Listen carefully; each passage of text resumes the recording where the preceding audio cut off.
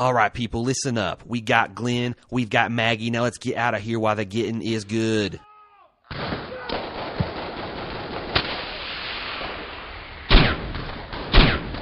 Rick, can I have a word with you? Well, we're kind of busy, but what the hell? Speak your mind, Oscar. Rick, I really appreciate a lawman like you taking a former prisoner such as myself into your group. Why, the way we're staging this harrowing, near-suicidal rescue mission to save our own people, it's simply inspiring. Well, Oscar, you see how we've taken care of our own. We do the same for the least of us. That's something in a world like this. You know, I was thinking of how I could play a larger role in the group, and it's something I want. Oscar, look out! It's a suspiciously Wolverine-looking Shane out for revenge! I'd shoot him, but I'm having a psychotic break! Oh, God, I've been shot! Oh, Rick! Should we help him, get him over the wall? No, Maggie, look at the poor son of a bitch. He's dead for sure. Oh, no, wait, man. It hit me in the shoulder. Maggie, he's suffering. Really? It went clean through. Herschel can patch me up. Maggie, you know we don't let our own turn. You know what you need to do. What the hell? I'm getting up. I'm standing. Look, I'm on my feet. Oh, curse this shithole world we live in, forcing us to make the tough calls. Oh, God, Oscar.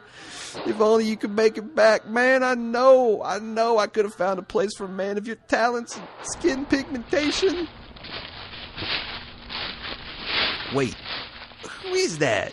Is that a slightly better looking, more established African-American actor I see up ahead? Hello, folks. People call me Tyrese. Well, pleased to meet you. You know, we just had a spot open up in our group, and I think you'd fit right in. Well, you sounded upset, and I heard gunshots. What's wrong? Oh, that? Water under the bridge. Water under the bridge. Say, what happened to the girl you're with? Yeah, she's bit by a walker. We're on the run, we're outnumbered, and we're in a desperate situation. Well, we got to bring her back and save her. I don't know, Rick. She's pretty bad off. And when she dies... When she dies, of course we'll give her boyfriend or her husband or lover or whatever some time to grieve and process it. We're talking basic human dignity here. Now, come on. Wow, Rick. I don't know what to say. Your group seems like... Wait, now, hold on. That's getting pretty wordy there, T-Dog. That's not my name. Okay, Theodore, whatever. Save it for next season. Come on, people. Let's go.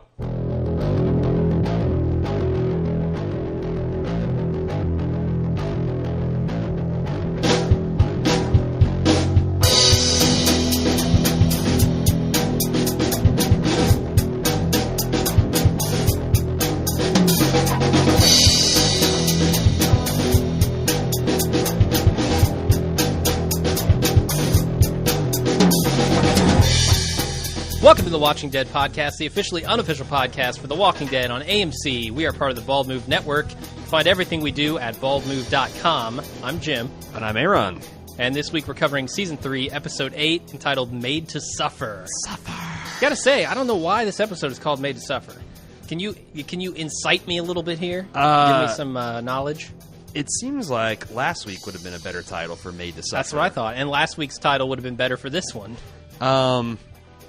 I can talk more about that in the spoiler section. Okay, fair enough. What'd you think of the episode? This is the mid-season finale. It's a good episode, but I gotta say, something about the way they ended it or the cliffhanger itself just didn't sit right with me. I felt like, and maybe that's, maybe that's just annoyance of having to wait for 2 months arbitrarily. Yeah. But when I contrast that to like Boardwalk Empire, which aired the same night, and I saw immediately after that one, and what a super satisfying season finale it was. It's hard not to make a comparison there. Yeah. Or you look at stuff like Breaking Bad. I mean, Breaking Bad has always got these really satisfying finales, even though some of them are cliffhangers. They just strike. Most of them, they bring everything back together and just kind of give you some closure, you know? But this episode does not do that.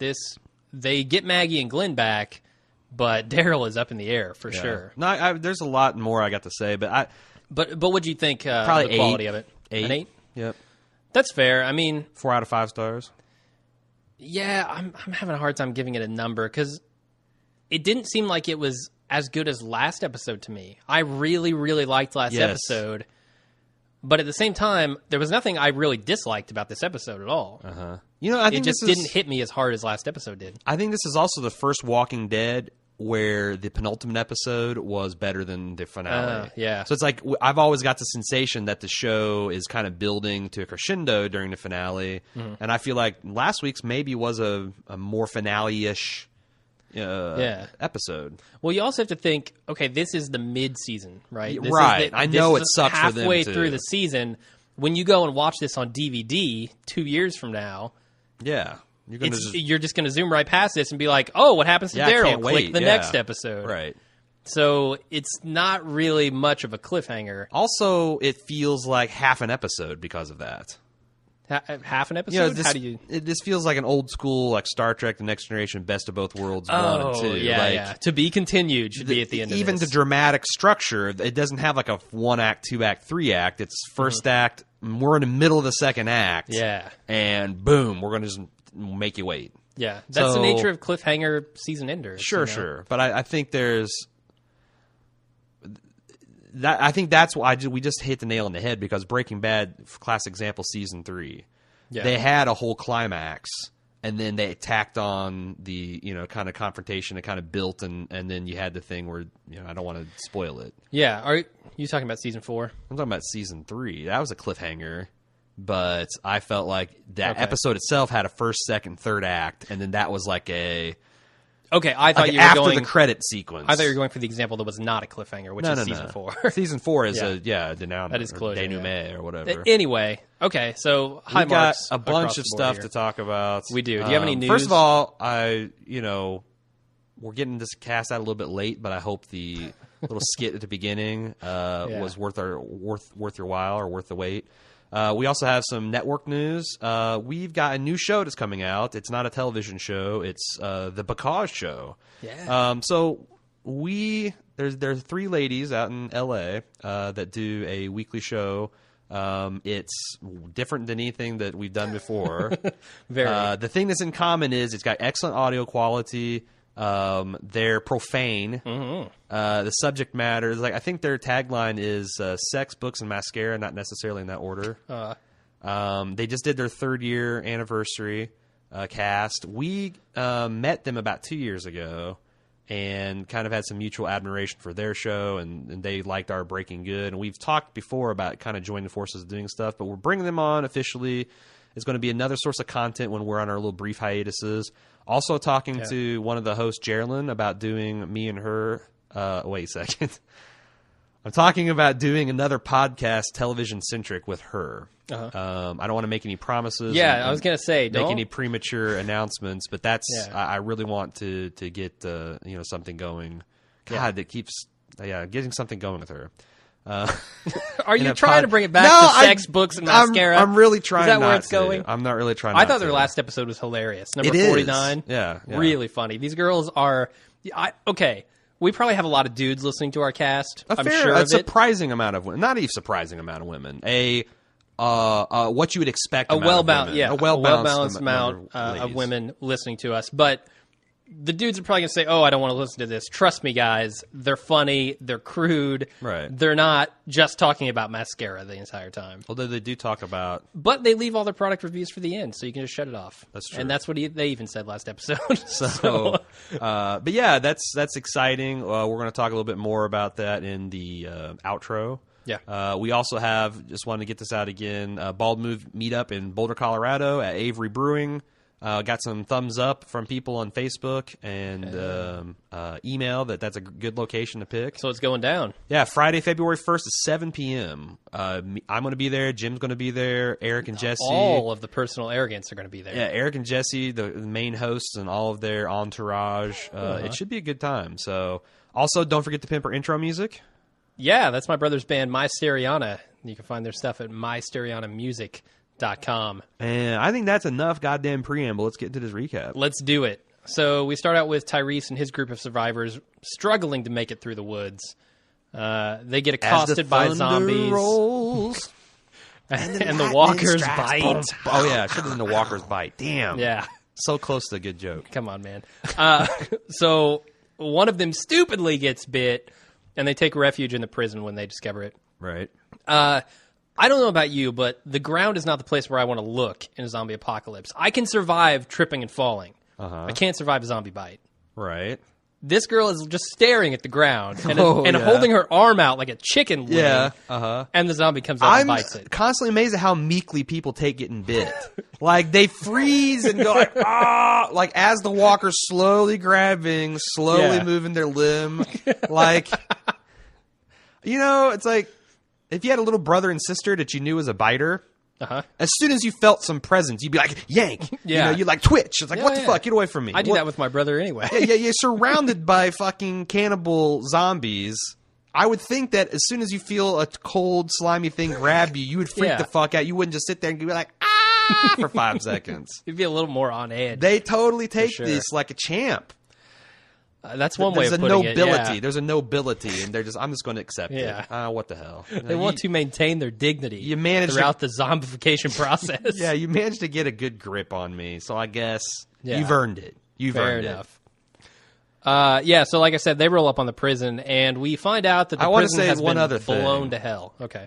These survivors are automatically crappier than Rick's because they've been out here for as long as they have, and the best weapon they could find is a shovel. Yeah.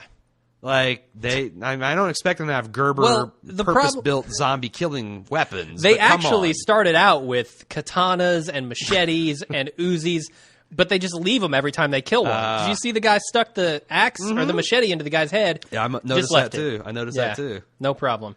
So they started out with tons of weapons. But yeah, the prison has been blown away on the backside of it. There's a huge hole in the fence. A massive chunk of the building has been taken out. It's funny because I mentioned, like, you know, when they mentioned in the very first episode, like, Daryl looks off camera and says, "My God, there's a giant wall blown, or a hole blown into the wall." Oh. And I'm like, why didn't they just show us that? Like, is it a budget reason? And I was like, yeah, okay, maybe. And now we see this enormous set that had a blown out section of it. Yeah, it's like you couldn't film that from a reverse angle, and that's weird. That cried out for an inset shot. Daryl said that. Yeah. Oh man, we're starting off pretty negative, aren't we? We've torn this episode a new butthole, and it hasn't even got to credits yet. So this scene also introduces Tyrese. He's a character who, this is not a huge spoiler alert, is in the comics. Yes. So people who read the comics were looking forward to getting a glimpse of him, which we weren't sure was going to happen, you know? He's got a occupational hazard of being black on the show. The dangerous. So will he make it through season 3.5? That's I will chug a fifth if he... No. No, I'm kidding. We'll get to that. So it was good to see him. We go over to Woodbury, where Andrea's trying to fix her sex hair. Oh, she got the sexy sex hair. And sexiest. She tells the governor, hey, I got to go over and help cremate Mr. Coleman, guy from last episode who died. Right. And she has apparently fully bought into the governor's New World Order here because she's into him, you know? Everything is good from her end. And these people, you know, they're not just here for protection. They're here for, you know... For a better life. Yeah, for a better life. Yeah. He's creating a new world. But as soon as she leaves, the governor goes to his zombie room and tries to play with his daughter. Very unsuccessfully, might I add. Yeah, and also, so if he really thinks that there's a little girl inside there, what the fuck is going on with her being in a room full of zombie heads? Yeah, that can't help. Like, is he trying to raise a psychotically unbalanced zombie daughter? I mean... Well, here's... what I thought was happening in this scene. So he's got that big bowl of meat over on his table, right? And she keeps looking at it, and he's like, look at me, look at me. I think he's trying to train her, trying to have her overcome her zombie predilections towards meat. Well, and actually have a relationship with her. And combing her hair and playing the music, all that I buy. I'm just saying that maybe you don't put her in the room full of zombie heads if you want her to be normal. Is he going to keep her? Andrea is in every other room. I don't know. It's another one of those things where the zombie heads was a nice, useful visual shorthand for this is the bad guy, you know? Yeah. And it also was a direct scene right out of the comic book, but it doesn't seem to fit the kinder, gentler image they portrayed of the governor. And also it doesn't fit the narrative arc that like, I'm starting to suspect, and again, I'm doing a cardinal sin of judging the show before it's half over. But I feel like maybe what they should have done is just played the governor as a straight up good guy. And maybe we see him kill the National Guard, and maybe maybe they could even make that somewhat justified. And then when Penny dies, that's when he goes batshit governor crazy, and that would be his. That's kind of seems like what they're doing anyway. I was gonna say, is that happening now? That's one of the things where this episode felt weird to me because it's like, again, it felt a little gear grindy. So you didn't buy his reasoning, I look at the heads to remind me of what's out there. No. Okay. I mean, this dude... You're not as silly as What I Andrea. do like about him is that he's got this slick politician thing down. Mm-hmm. Like, he can spin... He's ready for spin at a moment's notice. He's thought about all of this before. I don't know if that Andrea he does, or if finds he's this, just a really good liar on his feet. Because the fair other enough. thing is, I bet we find out that he's nobody. He's like just a pathological liar and a con man kind of... Who does he doesn't profess to be anybody, does No, he? he's been very... I mean, yeah, you'd think that in all of their long bone sessions, maybe Andrea would have found something out about in him other than his name is Philip. That's still all she knows about She's this been guy. calling out the wrong name the whole time. What? Oh, Philip. Oh, right. Yeah. Anyway, I did notice that teeth clicking seems to run in the family because his daughter is clicking mad teeth over there. That's got to be, again, I think that was intentional. All right. If he turns into a walker, starts clicking his teeth. He's going to click his teeth like remote control. Yeah. Click, click, click, click. So we go over to Glenn and Maggie in their torture chamber. They're recovering. Maggie kind of voices the theme of the show here, the horrible nature of the people, and the real threat during the zombie apocalypse is the people. Right. And she had forgotten about that. And then Glenn goes over, rips the bones out of a zombie's arm, and Peels hands a it to zombie's her. arm right off. Like Could you do that? Do you think you could rip an arm off a zombie? Well, we're saying that, like, on Thanksgiving, like, I did the annual turkey fry. And part of the thing I do, like, when I'm getting leftovers, because no one seems to like the turkey legs, the drumsticks, Really? So I was wrenching this drumstick out of socket, and I'm like, damn. I mean, it was putting up a decent amount of fight. I had to kind of, like, twist it around. And I'm like, okay, so, like, a human shoulder is, like, 3 or 4 times bigger as a joint. Yeah. And else is kind of rotten, so it's probably... I True. think that Glenn put his back into it. It wasn't easy, but Yeah. he got some leverage, and he just wrenched it right off. I think, unlike a walker just tearing someone open like it's a rotten grapefruit, I buy that you could tear a shoulder off like that. Okay. I do, too. I think you could. Not much more to say about that scene. Giving her a bone dagger. Yeah, we'll see that come into play next. It's pretty gruesome. Next couple scenes here. Michonne leads Rick and the crew into Woodbury. They're kind of camped outside there, and she goes away for a second. Jets, yeah.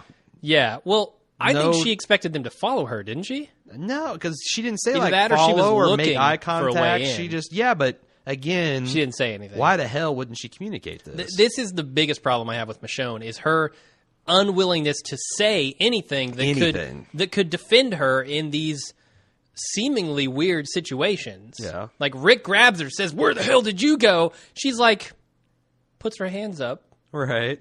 She couldn't say, "I was finding a freaking way in. I was trying to kill the governor. Right. I was trying to save Andrea, who is in there, by the way." Jesus. Okay, we'll get to that. I'm ranting a little early here. So, yeah, they run off into Woodbury through this hole in the building. I don't know where they go. Doesn't really show it. I mean, it does seem like Woodbury is a pretty easy place to infiltrate if you're an ambulatory human. Yeah. I mean, think so. that wall's not exactly airtight. Yeah, it's made out of It's tires. a stack of tires in places, yeah. Yeah. It's like a kid's jungle gym, and, like, you'd see it like that as a playground for them to climb. So, yeah. So the governor is consulting with Merle about taking out the people in the prison, and Merle shows some concern about Daryl being there, and the governor promises, "I won't hurt Daryl." Of course not. And also, the governor's dead set against moving to the prison. Yeah, he doesn't think that's a good place for the people to be. No, right. They wouldn't like it. Right. But he's probably right. This crew Yeah. is Pillsbury Dough Soft. Definitely. We see that later in the attack. Then we go over to Rick and his But crew again. what about Maggie and Glenn? They'll be taken to the Screamer Pits. Oh, yeah. What are the Screamer Pits? We never saw them because they got rescued. I've been in one before. It's called really? Twilight Breaking Dawn, Episode 2. It's this concert for 2 hours. Nice. Anyway, yeah, I don't know. I kind of wanted to see it. I did too. I wish they hadn't rescued Maggie and Glenn. Oh wait, I bet they're talking about the those tiger pits that they got dug with the little motion attractor. Really? Yeah. They were going to throw him in there? Why? Well, I mean, it's a pit, and I bet Could a human get out of that? not with a bunch of zombies down in the bottom. Well, yeah, not with zombies in them. That's what I'm but- saying. I was like, I think that they just count Okay. on those constantly being full of zombies, and they just, throw Glenn and Maggie down there, and they'll get some fresh zombies to play with. Or What? Glenn will kill them all. Just don't send him down there With with, a chair. Yeah. Do not arm him. Maybe a lazy boy. Yeah, that's soft enough. Lazy boy recliner, it'd take too long to rip the padding off to And get peel to the bones out of it. Yeah, but if he if he got to that like lazy boy endoskeleton, Oh, imagine what he could do with a spring. he would you give him that in 5 minutes, he'd construct like the power loader from Aliens, and he'd be coming out. Yeah, he'd have a gauze cannon from Half-Life. The man is lethal with chairs as weaponry. Nice. So we go back over to Rick and crew, who have moved into the building inside Woodbury, and they're kind of looking for a way to figure out where Maggie and Glenn are. And Michonne thought they'd be there, but they weren't. And someone comes looking for curfew breakers, I guess. Cletus, the slack-jawed yokel Yeah, he from wanders Springfield, in, Illinois. saying, "I know you're in here." Right? He comes in and they bust him up. Yeah. They rough this guy up. They shove a rag in his mouth and then knock him out. There's kind of like the start of some kinky shit. Rick's all like, "Get on your knees, tie him up, open your mouth." He's like, "What the fuck is happening next?" I did not sign up for boy. this. Yeah, I just don't know why you put a rag in a guy's mouth to knock him out. I don't know, so he doesn't scream when he's unconscious. Yeah, right. So Michonne is, in my opinion, here looking for Andrea when she bolts, right? She's not looking for the governor. No. She's looking for Andrea to try to save her. I don't think so. I think she goes to the guy. I mean, I'm surprised you said that, because now that I'm thinking about it, that could be plausible, but I Yeah. got that she's totally off to confront the governor, which seemed a bit odd. It does seem a bit odd. That's why I thought it was Andrea. Like, why? I understand that maybe she's mad that the governor tried to kill me. Well, if she's looking for Andrew, why does she go to governor's apartment, and then when she finds out she's not there, why does she instantly sit down and bare her blade? Why wouldn't she continue to look? I assumed. I felt like I'm she here, arrived why at her. not? I felt like she arrived at her destination Okay. and was now loitering waiting for the governor to come around. That might be true. You might be right. We move on to the prison, and Axel is creepily hitting on Beth, who we find out is 17. Which, by the Actually way, underage. I would have sworn she was 35 last season. She's pulled a reverse Carl Jr. Carl Jr. is aged 10 years. She has regressed. And I noticed, this is the first episode I really noticed, yeah, she's pretty damn young. Yeah, she looks young. Yeah. For sure. But that's not stopping Axel. Axel's hitting on everything that moves in this prison. You follow him? And Carol calls him out, literally calls him out of the room and says, "Hey, you can't do this. She's too young for you, you creep." Right. And he's like, "Well, look, there aren't very many choices here. You're a lesbian. Lori's dead." She's like, Right. whoa, I'm not a lesbian. I'm not a lesbian." And you got the short hair. You got that short hair.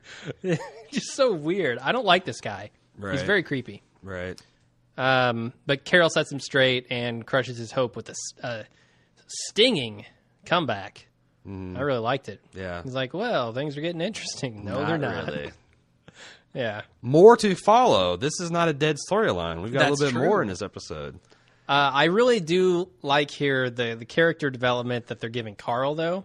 Because this episode, he actually does a lot of stuff, you know? When Axel is in that room, in that cell, Carl's sitting there watching what's going on, and he's wise. He knows. He knows Axel's trying to hit on her, and he's crossing his arms and giving him the eye. And Right. like, you're horning in on my girl. Get out of here, dude. Right. Maybe not the best idea to leave a 10-year-old in charge of the prison. Yeah, but... So Rick is in a tough spot here, right? Because he's got to take all of his good guys with him to get Glenn and Maggie out. There's a debate. We got there's okay. Yeah, there's a feedback debate coming, so save those Save thoughts. it. Okay, we'll do. We move on to Maggie and Glenn once again trying to get free when Merle comes to execute them, but they fail, and Merle... Maggie straight up gags this dude. Yeah, right through the neck with the bones. Staring him right in the face, too. You're going to know who did this. She looks savage. Yeah. I liked it. Yeah, that's good, considering what they've been through, you know? Yeah. She should look savage. No shit. She was, like, primed and ready. Definitely. That's all I really had to say about this scene, because that was freaking awesome. We go on to Rick and his gang again. You know, we both said at this point that we were having Counter-Strike flashbacks. Yeah, when they're in the corrugated steel that looked sheets. like they're making their way through D Nuke, man. It really did. It really did. When they threw in flashbangs and smoke, I'm smoke. like, oh my god. Yeah. So yeah, let's talk about the scene. Teammate down. They rescue Glenn and Maggie here, thanks to that array of grenades that Daryl brought. Unfortunately, at the same time, they alert Woodbury security and the governor in the process. Right. Everyone in the town, apparently. Yeah. The governor sends out all the alarms. Not a whole lot to say about this scene, I guess. What scene? Well, is this the scene where he's talking with Andrea? Yeah, it's the next scene. The governor sends his goons out to search the city for anybody who's there. And Andrea comes up, and she's trying to say, hey, I want to help out, I want to do this. And he's super patronizing. Yeah. He's like, look, Tits McGee, you need to sit this one out. Let the boys do the work. Although, did you notice that Olympic archer girl, or shitty bow girl, as I called her, was front and center, ears all tucked, ready to go? Yeah. She have bow in hand. Well, plus it's like what's hilarious about her is so she just kind of sticks out. It's like all these kind of rough and tumble, generic redneck bad dudes and her. Yeah. And then when the governors later on get pontificating about something and they're like doing this low pan over the goon's legs, and then you skip to the girl in the hot pants, and it just keeps on going. It's like one of these things doesn't belong here. One of these things isn't the same. Nice. Yeah, I didn't even notice her in the scene. This is where Michonne runs off to find Andrea or the governor or whoever you want to say it was. And Glenn reveals to Daryl that, hey, your brother's here, and he's the one who did this. Right. And I love the first thing he says, my brother's the governor? Like, he Yeah. totally would buy it. Yeah. Yeah, that sounds right. He's a warlord now. Sure. Sure, why not? I'd buy it. I don't know. So Rick is saying, hey, let's leave here. We need to go, and Daryl doesn't want to. He wants to go to try to talk to his brother. And convince him. I like that exchange between Rick and Daryl. That was good. Yeah, because Rick, I mean, he has a point, right? Like we're in a dangerous situation.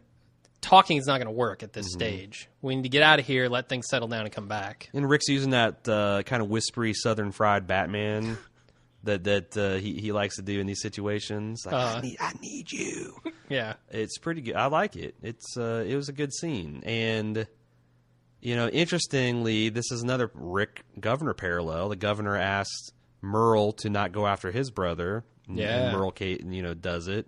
Same thing here with Daryl and Rick. So yeah, what do you think about that? I mean, the loyalties have certainly switched. You know, in the beginning, it wouldn't have been Daryl or Merle abandoning either of them. Well, the other thing I thought was interesting is actually Merle's more faithful to the governor than Daryl is to Rick, because Daryl listened to Rick insofar that the survivors, except for him, are going to make it to safety. And then his plan all along was to stay behind and find Merle. Yeah. Like, as soon as he was covering them... cover fire. Yeah. But then, like, he could have gotten away as well. He just chose not to. Whereas, I wonder if Merle would have done the same thing in a situation with the governor. Now, I think that's because Merle's more afraid of the governor. And Daryl's not afraid of Rick. He respects him. But, you know, he feels like, well, I did what I was supposed to do. I made sure you guys got out. I'm not going to jeopardize the group, but I got to do this. Yeah, I think that's always been Daryl's mission, you know? I mean, back in season 2 when he said, I'd be better off without you guys. He's still, like you said, he's loyal to these guys. He'll protect them, but he doesn't owe them anything. No, right. He's free to go do his own thing, and that's what he's going to do. So the next scene, the governor finds out that Glenn and Maggie got away when Merle comes to tell him. And again, he refuses to let Andrea do anything. Instead, just telling her... Go tuck the people in, McGee. Yeah, go. The people are going to be scared. Go deal with them. And instead he orders his men to go out and do it. Uh-huh. So my question here is this guy just protecting the woman that he loves, or is he a sexist asshole? Oh, I think the answer lies behind door number 3. He's scared to death Andrea is going to see these people. Yeah. Okay. That's what I think is. I mean, there is a little bit of him wanting to protect the woman he loves. Mm-hmm. I don't know if he loves her. Yeah, he's... The woman he's banging. Yeah. His latest slam piece. I don't know that he feels much of anything towards anyone. Right. I mean, I think that's a complicated question because I'd almost say that he's imprinted his feelings on his wife, that he's kind of kept locked behind onto her because there is that kind of vague physical resemblance. Okay. I like and, you know, obviously he's trying to overlay his feelings about his daughter onto the monster she's become. But yeah, I think it's mostly about, oh shit, if Andrea sees that these are her people, the jig is going to be up. Yeah, definitely. So we go back over to Michonne, who's now in the governor's house, and no one's home, so she draws her sword and waits at the door. She's prepared to give him the traditional Stark greeting for hostile parties. All right. The King of the North always greets his hostile audience with a bare blade seated on his knees. Is that true? Yep. I don't know anything about the lore. Yeah, just dropping some Westerosi culture and Thrones. custom on you. Yeah. All right. Cool. You've already forgotten it. I have, purposely. Rick and crew make a break for it right out in the middle of the city. They have no problem just jumping out there in the smoke, firing away, letting everybody know they're there. Right. Surprisingly, they get pinned down. Right. By Andrea, actually. But they're able to escape with Daryl laying down cover fire. In the process, Wolverine shoots the shit out of Oscar, and Maggie puts him down. Wolvershane. Yeah, yeah, Wolvershane. It's so funny. Everyone made that connection. At least How could you not? He was wearing the fucking, like, I think he did His it as hair- a joke, right? He had to, yeah. Because He the was guy who Hugh fell on the Jackmaning ground it. afterward didn't have hair like that. Oh, only Wolverine has hair like that. No. But why? And Shane never had hair like that. No. So why did they give him Wolverine hair? I don't know. I don't expect, help me out with the guy's name. John Bernthal? Yeah, I don't expect him to shave his head again for a single scene. That's dumb. But I don't obviously expect him to Ace Ventura it either. Right. White devil, white devil. Yeah, that was insane. It was a little funny, but it's like Seppenwall, like everyone. I mean, in real time, 10 different people in her Facebook thread said some variation of Wolverine. I think I tweeted it. And several people So tweeted it's like, it at me. And surely the people that working the show is he been cast as Wolverine in an upcoming? Maybe, Like, it's did Jackman a tie-in. say? I just wonder if it was some kind of nod, or was he like considered to play Wolverine? I have no idea. There's got to be something to that because he was even wearing the fucking dog tags. I know. He was Wolverine. He had the claws. I saw them bulging out of his knuckles. No, he just gotten the dagger from Maggie. The dagger? Like the bone dagger. Oh, gotcha. Yeah. He was playing his Bonerine version. No, seriously, the fan. So you don't know? No, I know about Wolverine. He got his adamantium skeleton pulled out. Oh, wow! Yeah. I'm impressed with their comic lore. Shit, man, it's Wolverine. It's not like Okay, It's not like it's Aquaman or Yeah. something. So when the fans had like called him Bonerine, like that set him apart from the regular Wolverine, they called him Boner. Bonerine. Yeah. Okay, I didn't know that. Yeah. Awesome. So here we get another moment of the governor being concerned that Andrea saw who's attacking because she's like, yeah, I saw one. And he was like, He's oh. like, oh. Yeah. He was a black guy in prison overalls. Oh, okay. Well, fuck him. He's a terrorist. Yeah, no kidding. My big question here is why do they go through the middle of the city? Why don't they go out the way they came in? Well, is this like a one-way Who gate? the hell knows where they were at in the city? It seemed like they traveled quite a bit of distance. Wherever they're at, the middle of the street can't be the best place to escape from. Well, Right? like that big, I will say that big kind of like Grand Avenue does seem like it leads to the main gates. But why go to the main gates? I don't know, because That seems like where all the guards are going to be. I don't know. A lot of people had problems with this firefight. We'll talk about it. I actually thought it was a pretty good big budget action sequence. I thought the firefight itself was all right. I just don't know why the firefight happened. You know? Well, I mean, but come They on. needed an action piece. The place, and plus the place isn't that big. Woodbury's Yeah. not some sprawl. It's not like fighting in Gotham City, right? Fair enough. I mean, it's like if you closed off a couple blocks here in Greenfield and there's gunfire, people with guns would converge in that area. Yeah. Plus, you're throwing smoke. I mean, there's smoke billowing out. Yeah, pretty obvious where Yeah. the gunfight is going to go down. And I'm thinking that as a survivor, like, I don't know this place. I'm just kind of running for my life at this point. We're just going to follow the streets to where they're going. That's true. And Michonne's not with them, so they don't really know where they're going, like you said. Which, again, she kind of risked their lives on 2 separate occasions. Yeah. So maybe Rick is justified in getting mad. No, I totally get why he's pissed. Yeah. Yeah, We'll get to that. I feel like she put him in a bad spot. So we go back to the prison, and Carl's running the show. Did we talk about Oscar dying? Oh, do we need to talk about that? The show didn't seem to pay it much attention. That's the thing. So I want to say it's like frequent contributor Tom G sent us in an interview with Oscar's actor on the fucking AfterBuzz network. They interviewed Vincent Ward, and he was not happy. Yeah, he seemed like he didn't know what was happening until they strapped the squibs to him. I don't believe that, but I believe that he probably didn't see the script. He probably expected to be in the whole fucking season. And for him to be and he's like, not only just dying, but the way, like I didn't get a close up. They didn't show my face. They didn't really show him die. They didn't show him die. They didn't try to rescue him. Maggie just ran up on him and blasted him in the face. He's like, I wasn't happy, and he said, I wasn't the only actor not happy with it either. Oh, who wasn't happy? Well, he didn't name names. He just said that's like, I just thought that was an interesting insight. Now, who knows how much of this is real? I mean, we had some info on T-Dog last time on Irony Singleton, and that we got apparently a lot of that's negative. bullshit. Yeah, well, we're going to talk about that in the feedback. We will. But anyway, like you said, it may be, who knows? Well, it's like we notice it. I mean, every one of the fans is like, seriously? You introduced a black guy, and now you killed the other one? I mean, how many episodes did you get out of this guy? I guess exactly 8. He was in the last 30 seconds of episode 1, and he made it to halfway through episode 8, and he died unceremoniously. Yes, he did. So, like I said, we go back to the prison.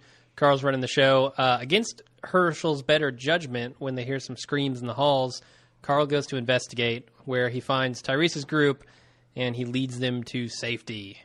Mm-hmm. When Carol... Oh, go ahead. Yeah, when Carl is talking to Herschel about kind of running the show and, like, we need formula and all that stuff, and they hear the screams, he's like, I'm going to go investigate. Herschel says, oh, well, why doesn't someone else go do that? Carl's like, out of my way, old man, before I break your hip. See if you can walk with a broken hip and no leg. Yeah, not as good hip, I hope. But, yeah, they make mention of Carol being in the guard tower with Axel. What? Was that at this point? It's in this scene, yeah. The only thing I can think of is he struck out with his lesbian pickup line, but he followed it up as like, Carol, you get on top of me, it'll be like Attica on speed, man. And she's like, whoa, I gotta see what that's like. Yeah. Who can turn that invitation down? Not Carol. And it's like apparently. you gotta see that. It's like a freak show. So there's obviously something here, though, right? Because the guard tower, it's as the we guard know, tower is the place of love. where Glenn and Maggie went to do it. Yeah, yeah. And they made a big point of that. Yeah. So you don't need 2 people up in the guard tower keeping watch. Definitely not. But yeah, and I gotta say that Carl is a badass. Like, he's supposed to be somewhere between 10 and 12. He's going into a dark, confined area with real monsters. As a 10-year-old boy, I would shit myself going into a dark environment that I knew was fake. Yeah. This kid's going in there with actual real monsters. Yeah, that's man. amazing. He's a fucking beast. They're playing Carl as a serious badass, and I'm enjoying it. And like thoroughly. What is that going to do to him? Like, this is not normal childhood development. No, I think it's already done what it's going to do to his childhood, I It's mean, like, you see those, kids that are working mines and they work sweat factories and stuff, and they've got that, like, old man look to them. Yeah, Carl I has think that. Carl's got the total 1,000-yard stare going already. Yeah, and he's he's not making decisions as a kid either. He's like locking those people into that cell block is a smart decision. And standing up to the girl screaming in his face, you know? And then when Beth questions it, saying we should help them, he says, I did. Yeah. That's not a kid. That's impressive. I like that a lot. Which, by the way, I think Beth, you know, the only thing keeping Beth off a car right now is the hat. Because that was like... Yeah. That was some... verbal panty remover when he's like, I did. Definitely. And I got to say... Best Clint Eastwood, I did. What is his name? Chandler Riggs is doing a hell of a job playing him, too, because I don't... Well, you don't like him? I think he could be... I mean, I think he's doing okay. I think... Well, I'm just saying, like, Macaulay Culkin doesn't pull that off, right? No. Haley Joel Osment doesn't pull that off. No, Haley Joel Osment could pull... When he's 10 years old? Yeah. Dude, I'm saying that's... Sixth Sense, he was good, but it wasn't the same character. Come on. I think he could play... I saw him in Forrest Gump earlier tonight. Yeah, right. I forgot he was a kid in that. No, I think he could have played that. I'm just saying that the writing and directing is really doing him good favors because, you know, some of his delivery is a little bit wooden, in my opinion. But yes, he's a kid, and it's amazing. Yeah, I guess. He's supposed to be desensitized a little bit. He just shot his mom in the face, for God's sake. Well, I'm saying that, like, wooden is different from desensitized. Yeah, fair enough. I'm just saying it's nitpicky. I admit I'm nitpicky. Okay. I get that. But Stellar I'm just saying, performance. Yeah, it's not... It's not an amazing child performance. Also, where he says to Herschel, my father would go, when Herschel questions it. I don't know if he's the one who respects his father so much that he's willing to invoke his father's name here, or if he knows that Herschel does. Because certainly Herschel does, right? He respects Rick a great amount. Well, and when Carl says that, I think... I took this as a little bit maybe nihilism, rebellion against his father. Like, Herschel's like, look, you can't put yourself at risk. Almost like, what would that do to your father if you didn't make it back? And he's like, my dad doesn't think of, you know, this is something my dad would do. Yeah. I mean, I definitely think Or he would tell me not to, and then he would go do it. There's a lot of mixture. Like, Carl still obviously loves his dad and respects his dad, but he's also resentful of his dad and probably even subconsciously that he's having to grow up so fast. So I thought there was a little bit of that, too.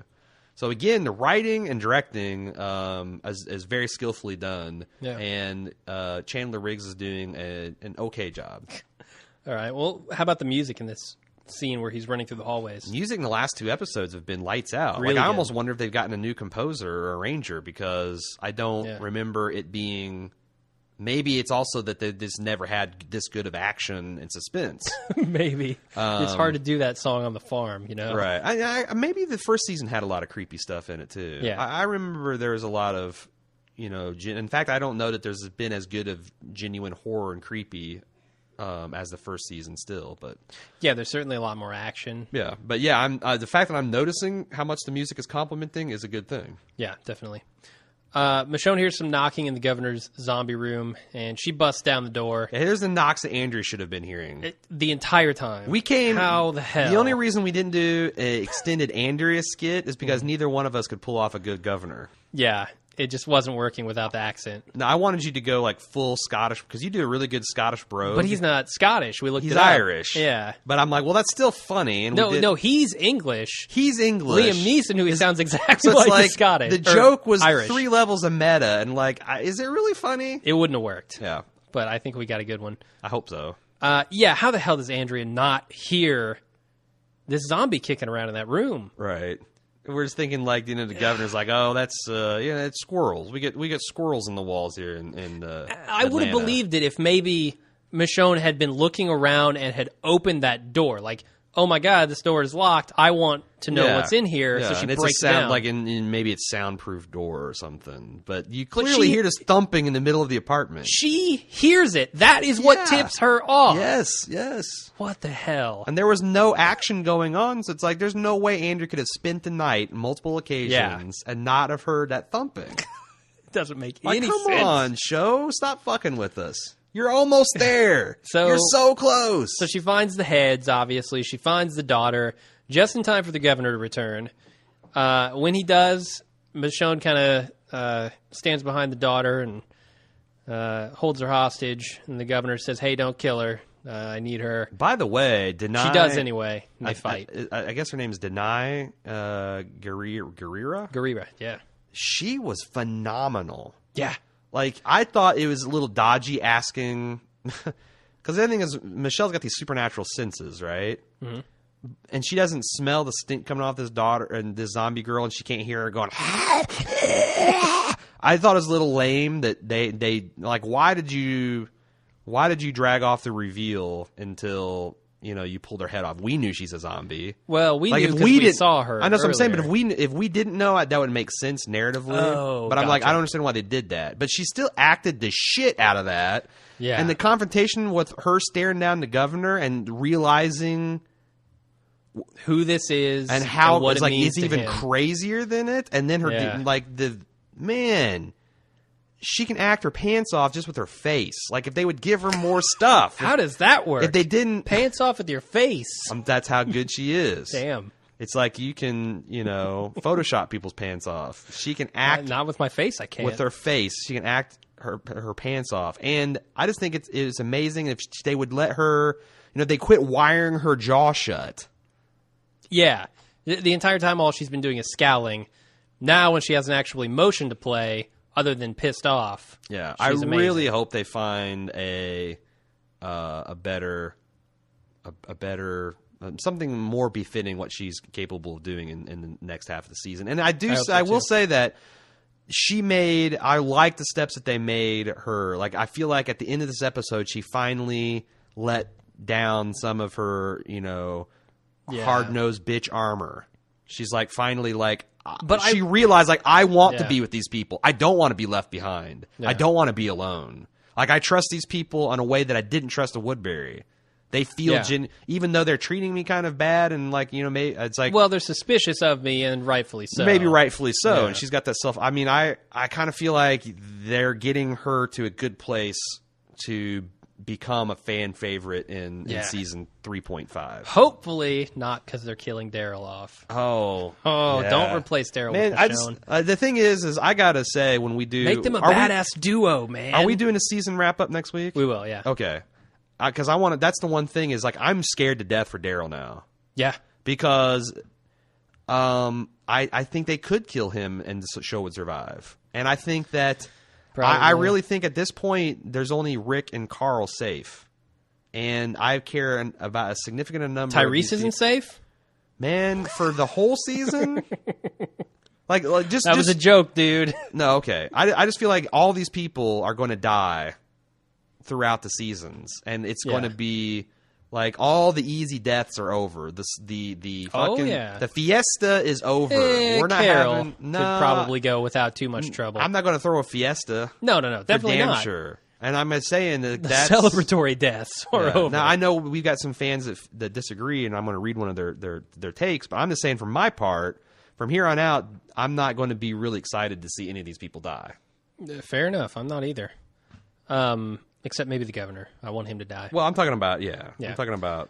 Can we talk about the brutal fight that goes on here? Sure. This was especially well done, in my opinion. I mean, they didn't do any of the traditional tropes where they kind of draw out a fight. Yeah. It was a kind of long fight, but everything that happened in that fight needed to happen and was especially brutal. And well choreographed. I mean, there wasn't shaky cam. Like, there was a very good sense of... The thing that people do to fuck up good fight scenes is there's no visual orientation. You don't know where the hell's like where. Yeah. It's like this. It's like you very clearly got is well staged, well shot, well acted, and like you said, long drawn out, but no just bullshit stuff. Yeah. And I felt like I was in the middle of this fight. Like when he slams Michonne's head up against the wall. Yeah. It's like, God, that's got to hurt. And then he smashes her into the fish tanks. Yeah. Now let me ask you something a little racially charged. Okay. This is Maggie. Do they show her getting punched in the face? This is not Maggie. No, if this were Maggie. Oh. Like, I'm saying, why like, not? Really? I feel like that. No, I don't see any reason they wouldn't. When I was watching that, that's my first thought. I was like, if this were Maggie, I don't think that we'd see the governor full punching her in the face. No, I think they would. But then I started thinking, is that because is this a black-white thing, or is this the governor grabbed her boob, so... Huh? Yeah, the governor was feeling up all over Michonne during that fight scene. Totally. What the hell are you talking about? Yeah. So there's a scene where he tries to headlock her, grabs her boob right off the bat. Okay. Well, that's okay.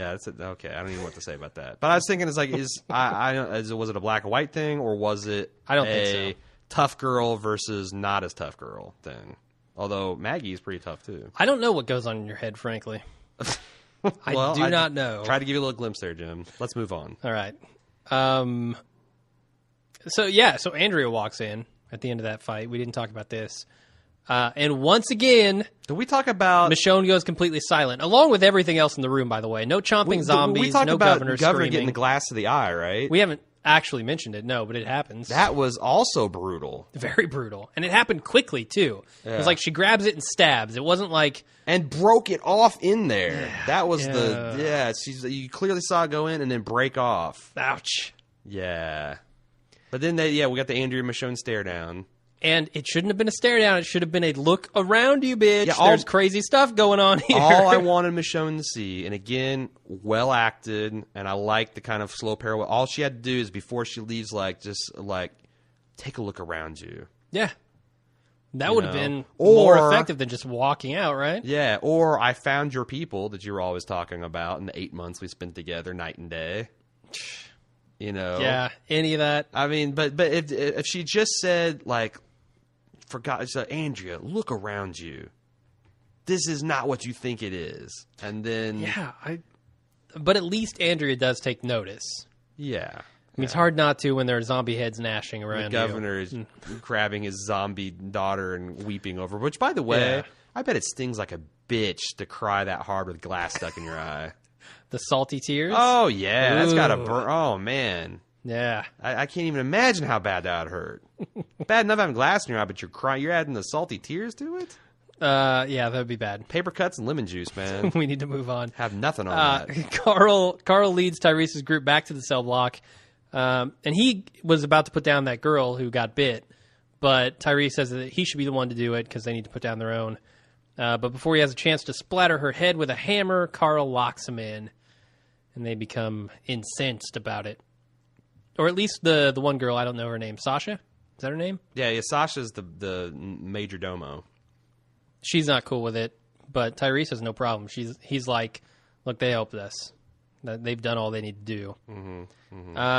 My question here is, has anyone dealt with the bit girl? I think Ben should. I mean, he needs to get in there where the getting's good. But has he? He didn't in the scene that we saw. No. I think that's implied, though, because he was going to, and then he was interrupted by, Is it because at the beginning of this episode... what, you think Sasha, they're going to let her turn... The real Sasha does say that they need to keep her outside here. They can't take her with them into the prison. And she says it's a mistake. Now, did they say that for no reason? Man, or is that girl coming back to bite somebody? If she comes back and bites somebody, that's season 2 bullshit all over again. I agree. I'm putting you on notice, Mazera. You got 2 months to fix this shit if that's what you're planning. It's already filmed, and he's going to go back. No, change it. No, you got 10 weeks plus to fix this shit. You better not open up with not Sasha running amok. I hope not. So we go back over to the governor, who's had his eye patched up by the doctor. Looks really gross, though. I mean, he's effectively got an X eye. It's horrible. Yeah. Andrea comes in and questions him about what the hell was going on in that apartment. He's spinning like a plate. Yeah. He had a ready answer for the heads, but he didn't have an answer for what the fuck is going on with. If you're Andrea, Penny. do you still buy it? Do you still here's the buy thing. it? How long are we going to give Andrea? This is it. If she doesn't wise up now, she's dead to me. And what do you want to see next season? Do you want to see what do you want? What do you expect her to do? She has to stop. She has to intervene in Daryl and Merle's effectively execution. Okay. She has to stop it. She has to go up to the governor and say, "This is it. Stop this thing, or we're done. I'm out of here." Do you think that's a reasonable thing for a person to do in her position? Yes. She owes Daryl. She shot him. That's true. That's truth. Yeah, she has to. Yeah, because And if she doesn't stand up to the governor here, she's an idiot, and I'm on board with everybody who said she should have wised up All right. at the beginning of the I was season. thinking that maybe I'll give her an episode or two to figure No. figure her exit strategy out. But you're right. Daryl and Merle's life are hanging in the balance. Mortal danger. She owes Daryl for damn sure. Yes. Gotta happen. And then Poindexter and Merle, or Milton and Merle, come in and kind of say, hey, what happened? And the governor some is tea? like visibly suspicious of Merle in this season, right? Or in this scene. Oh yeah, right? and Merle knows, like the way Rooker played that. He knows, like, oh shit, something. Yeah, wrong. he says, I'll go after him in the morning. And he's like, oh, well, that's what you did with Michonne, too. And she came back and fucked things up. Right. So, yeah. He's definitely suspicious. Rick and crew are waiting outside Woodbury for Daryl, but Michonne shows up instead and tells Rick that he needs her. And I guess he believes her because he doesn't kill her. Well, I think he saw something change in her. Like, she really was scared about the idea of these guys leaving her. Yeah. And, like, that's as vulnerable as I've ever seen Michonne, which means she was vulnerable at all, because I've never seen her vulnerable. Even though Rick says, where the hell were you? And she once again does the silent thing, puts her hands up. Allowed her to be disarmed. She put her hands up just as, like, don't